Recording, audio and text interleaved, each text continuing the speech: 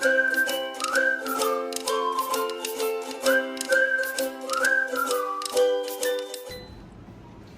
teman-teman semua, kembali lagi di channel saya, Arisma Pramudita. Nah, pada kesempatan kali ini saya tidak sendiri, saya akan collab bersama dua rekan saya, ada Rama dan Aldi Bagasya. Nah, pada kesempatan kali ini kami akan bahas mengenai Harpum Algabums atau HABS. Nah, tanpa basa-basi, yuk kita langsung materi. Baik teman-teman, sebagai materi pertama, di sini saya akan membuka. Kita akan menjelaskan mengenai Harpum Algabums.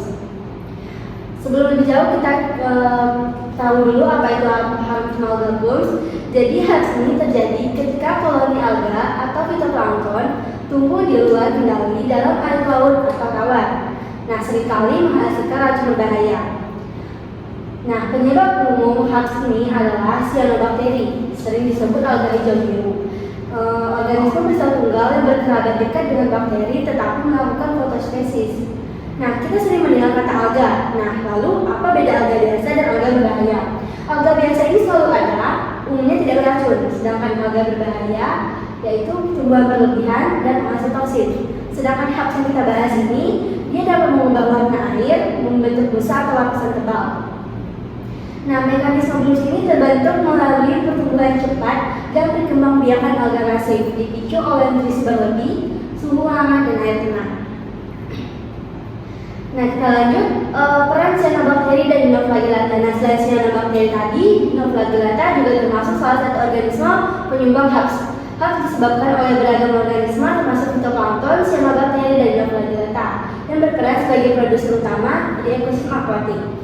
Cyanobacteria atau alga hijau biru adalah bakteri autotrofis. Ini autotrof itu penghasil bisa menghasilkan makanan sendiri. Sedangkan dinoflagellata adalah eukaryota bersel tunggal, plankton laut atau air tawar. Selanjutnya, produksi toksin dan ancaman lingkungan. Banyak spesies dalam HABS menghasilkan toksin berbahaya bagi kesehatan manusia dan hewan serta menimbulkan ancaman serius bagi lingkungan.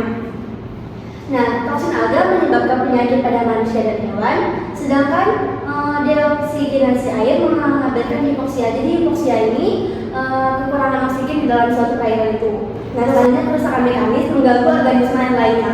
Nah, kenapa HABS ini mengganggu organisme yang lainnya? Seperti yang tadi, HABS ini menyebabkan kekurangan oksigen dan organisme laut itu membutuhkan oksigen untuk bernapas. Jadi HABS ini juga mengganggu organisme yang lainnya seperti kematian massal pada ikan.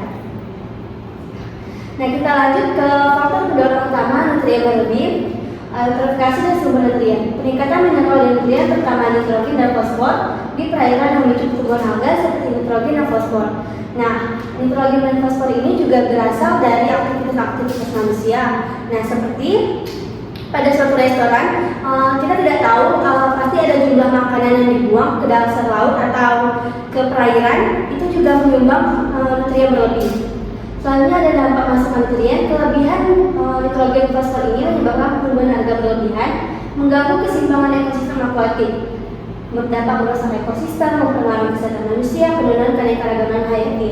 Selanjutnya ada peran aktivitas antropogenik. Aktivitas antropogenik ini adalah aktivitas manusia yang merupakan sumber utama masuknya nutrien berlebih ke perairan memperparah eutrofikasi. Penggunaan pertanian, sistem genetik yang buruk, dan limbah domestik dan industri. Nah, selanjutnya kondisi lingkungan yang mendukung HABS. Yang pertama ada suhu air dan iklim. HABS seringkali tumbuh subur di perairan hangat, meningkatkan suhu air akibat perubahan iklim. Terutama pemanasan global adalah pemicu utama. Nah, kenapa suhu di sini dapat meningkatkan pertumbuhan alga tadi? Karena alga pastinya membutuhkan sinar matahari yang baik untuk melakukan fotosintesis. Semakin fotosintesis terjadi, maka semakin subur alga tersebut. Selanjutnya, cahaya matahari adalah energi penting bagi fotosintesis alga. Intensitas cahaya yang cukup mendukung pertumbuhan alga penyebab HABS. Ketersediaan cahaya optimal terutama di zona aquatik memungkinkan alga berkembang biak cepat dan membentuk bloom. Selanjutnya, stratifikasi air. Stratifikasi air terjadi ketika lapisan air berbeda. Suhu atau salinitas tidak bercampur menciptakan kolam air stabil. Kondisi stabil ini memungkinkan alga tetap di zona aquatik lebih lama, memfasilitasi akumulasi biomasa dan pembentukan HABS. Nah, selanjutnya materi kedua akan disampaikan oleh rekan saya, Aldi Bagasya. Pada Aldi, saya silakan. Kebebasan di sini saya akan melanjutkan materi dari materi pertama, yaitu ada dampak buruk alfa agamus.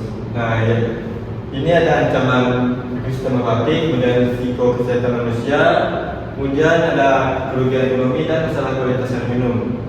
Untuk ancaman ekosistem aquatik ini ada kematian masa ikan, mamalia laut dan buruk karena toksin. Kemudian ada mengancam biota laut dan keanekaragaman hayati. Sering kita ketahui bahwa alfa agamus ini bisa mengancam kematian masa ikan karena kelebihan toksin atau kelebihan nutrien. Kemudian ada risiko kesehatan manusia. Ini toksin alga membahayakan kesehatan dari penyakit akut hingga neurologis.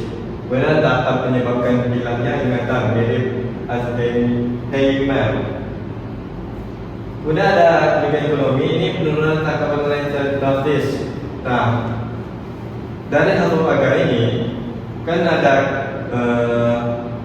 kematian masa ikan. Ini bisa berdampak pada ekonomi manusia atau masyarakat sekitarnya karena kurangnya tangkapan hasil yang mereka dapati. Kemudian merugikan industri perikanan dan pariwisata.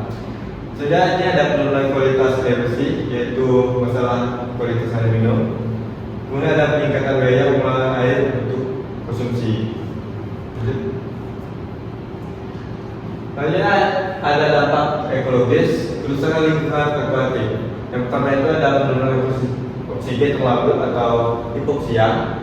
Pemanasan global mengikis ketersediaan oksigen di laut sejak 1960-an. Area perairan rendah oksigen meningkat 4,14 juta kilometer persegi, memprediksi 70% lautan global dioksigenasi pada 2080. Kemudian yang kedua ada kematian organisme akuatik.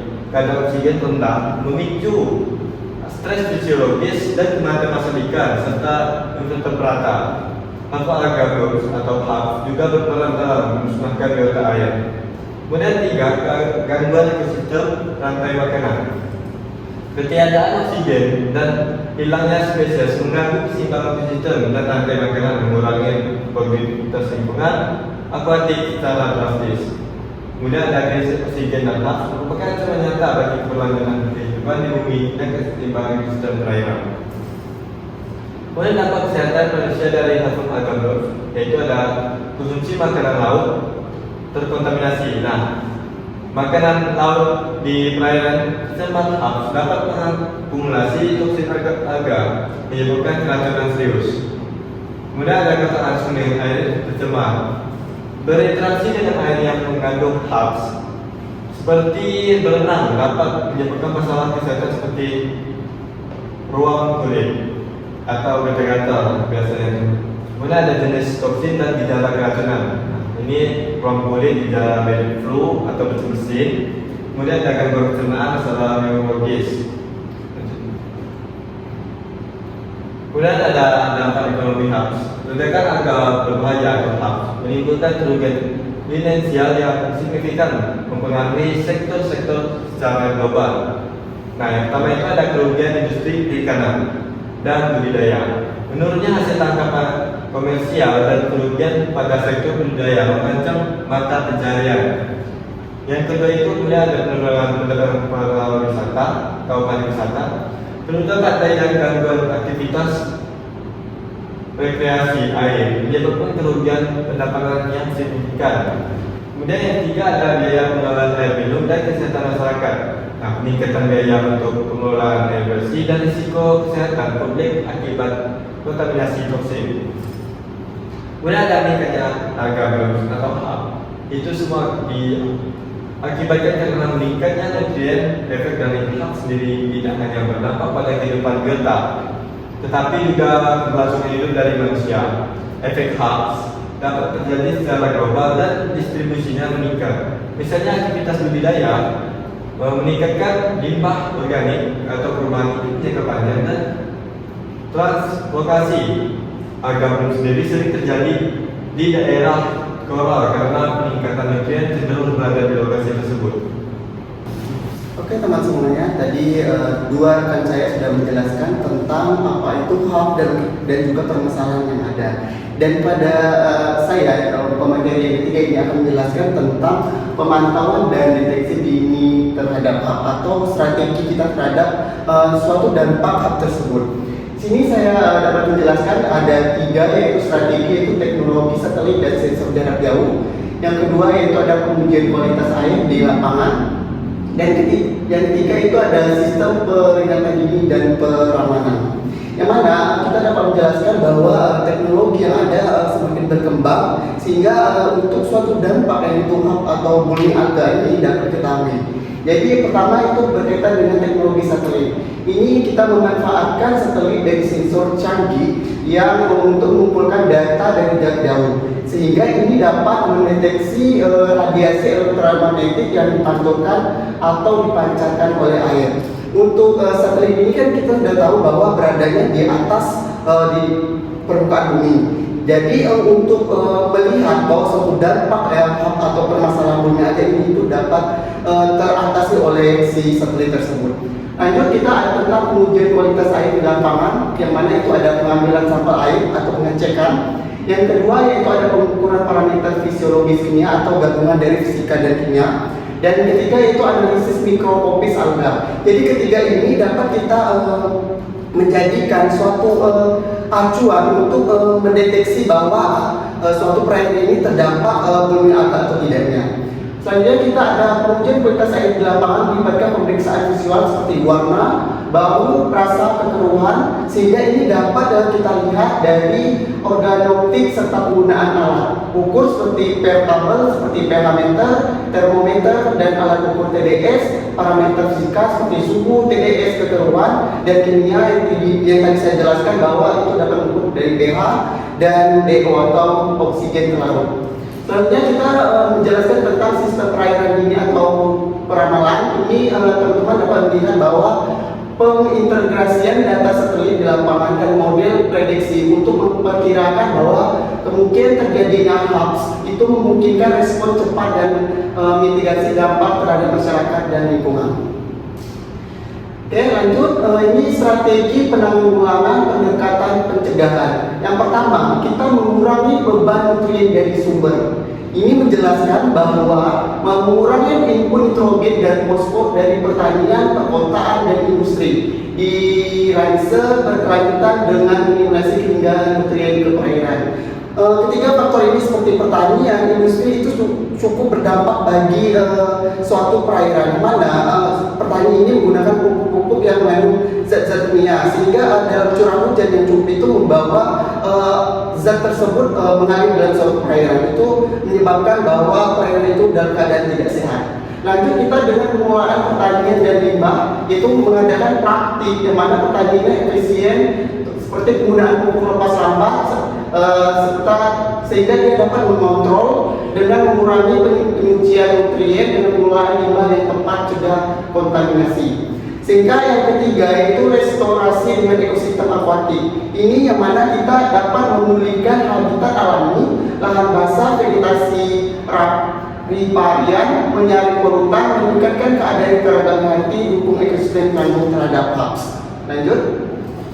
Ini ada beberapa inovasi dan teknologi yang baru dalam penanganannya. Yang pertama, teknologi berbasis tanaman. Yang kita ketahui bahwa pendekatan biologis mengatasi pertumbuhan alga berbahaya melalui pengelolaan nutrisi, yang mana fokus ini pada pengelolaan nutrisi penyerapan fosfor berlebihan di perairan memicu perkembangan alga yang ada di suatu perairan tersebut. Yang pertama, pengelolaan nutrisi alami, lebih fokusnya itu ekorestorasi di suatu perairan. Lanjut yaitu metode kontrol berkelanjutan, yang mana inovasi teknologi mitigasi HAPS, pemulihan ekosistem perairan dengan pengelolaan nutrisi, yang mana implementasi strategi berkelanjutan demi meningkatkan efisiensi dan kualitas, yang mana inovasi teknologi mitigasi HAPS, pemulihan ekosistem perairan, konservasi keanekaragaman hayati, dan restorasi habitat. Ini poin-poin penting yang harus kita perhatikan dalam menjaga suatu perairan itu dalam keadaan tidak terganggu oleh ancaman dari bullying alga tersebut. Yang selanjutnya ada penelitian dan kolaborasi global. Yang mana di sini dapat menjelaskan bahwa penelitian mendesak di seluruh dunia diperlukan untuk mengatasi ancaman alga berbahaya, melibatkan studi interdisipliner dan kerjasama internasional untuk solusi kompresif. Yang mana ini tentang studi lintas negara, pendekatan interdisipliner dan kemitraan internasional.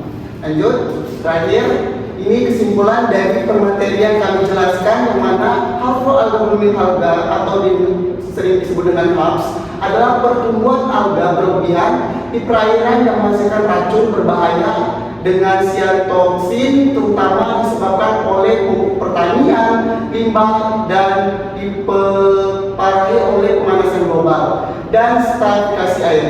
Hal ini menimbulkan dampak ekologi, penurunan oksigen, kematian biota laut, kesehatan keracunan, gangguan dan pencernaan, dan neurologis. Dan ekonomi ini merupakan dampak yaitu kerugian perikanan, pariwisata, biaya pengolahan air. Sehingga penanganannya dilakukan melalui pemantauan teknologi satelit, pengurangan beban nutrien, pengolahan limbah, restorasi ekosistem, dan kolaborasi penelitian global untuk solusi berkelanjutan. Baik teman-teman, berakhir sudah presentasi kami kali ini. Terima kasih yang sudah menonton. Jangan lupa like, comment, dan subscribe. Kami bertiga pamit undur diri. Sampai jumpa dan see you